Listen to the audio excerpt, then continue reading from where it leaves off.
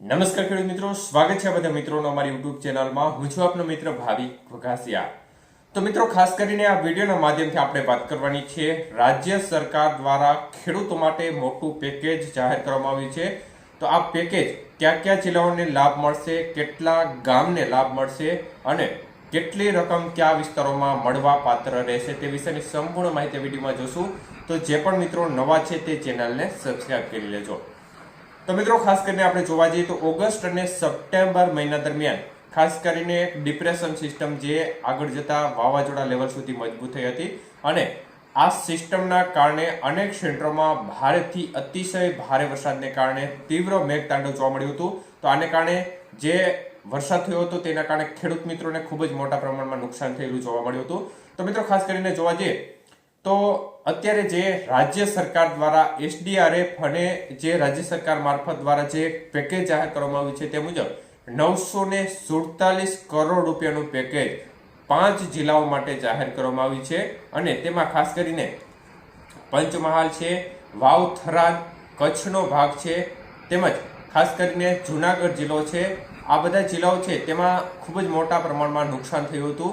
તો તેમના માટે રાહત પેકેજ જાહેર કરવામાં આવ્યું છે અને આ જે 947 કરોડ રૂપિયાનું પેકેજ જાહેર થયું છે તેમાં ખાસ કરીને જે તાલુકા છે તેમાં 800 ગામ છે તેમાં ટોટલ સમાવેશ કરવામાં આવ્યો છે, જેમાં ખૂબ જ મોટી નુકસાની સહન કરવાનો વારો ખેડૂત મિત્રોને આવ્યો હતો. તો હાલની સ્થિતિ પ્રમાણે જે માહિતી મળી રહી છે તે મુજબ જોવા જઈએ તો ખાસ કરીને બિન પિયત જે ખેતી પાકો છે તેમાં ટોટલ 12,000 રૂપિયાની સહાય હેક્ટર દીઠ મળવાપાત્ર રહેશે અને વધુમાં વધુ 2 હેક્ટર દીઠ સહાય મળશે, જેમાં 33% કે તેનાથી વધુ નુકસાન હશે તેમને તો 2 હેક્ટર દીઠ વધુમાં વધુ સહાય મળવાપાત્ર રહેશે.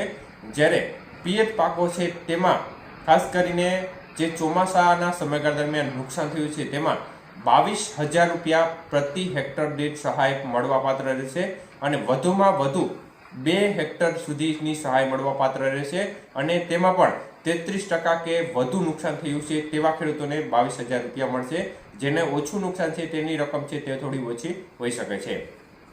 બાગાયતી ખેતી પાકો માટે જે 33% કે વધુ નુકસાની છે તે મિત્રોને પ્રતિ હેક્ટર દીઠ 27,500 રૂપિયા પ્રતિ હેક્ટર દીઠ મળવાપાત્ર રહેશે અને વધુમાં વધુ 2 હેક્ટર દીઠની મર્યાદામાં આ જે સહાય છે તે મળવાપાત્ર રહેશે.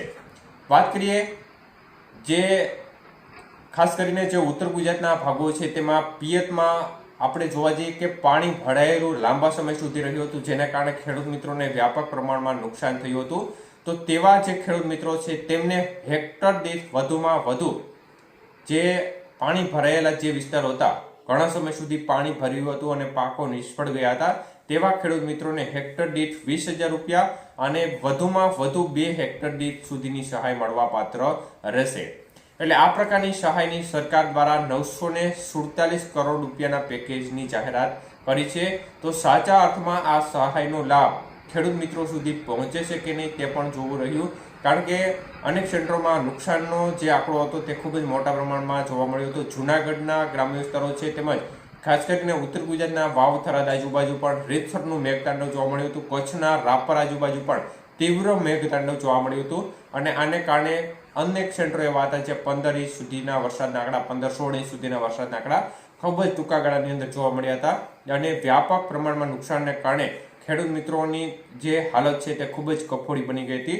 તો આ મિત્રોને ચોક્કસપણે સહાય મળવી જરૂરી હતી અને સરકાર દ્વારા એક પ્રકારે થોડું રાહતભર્યો નિર્ણય ચોક્કસપણે કર્યો છે, પરંતુ સાચા અર્થમાં ખેડૂત મિત્રોને સહાય ક્યારે મળશે તે આગામી સમયની અંદર ખ્યાલ આવી જશે.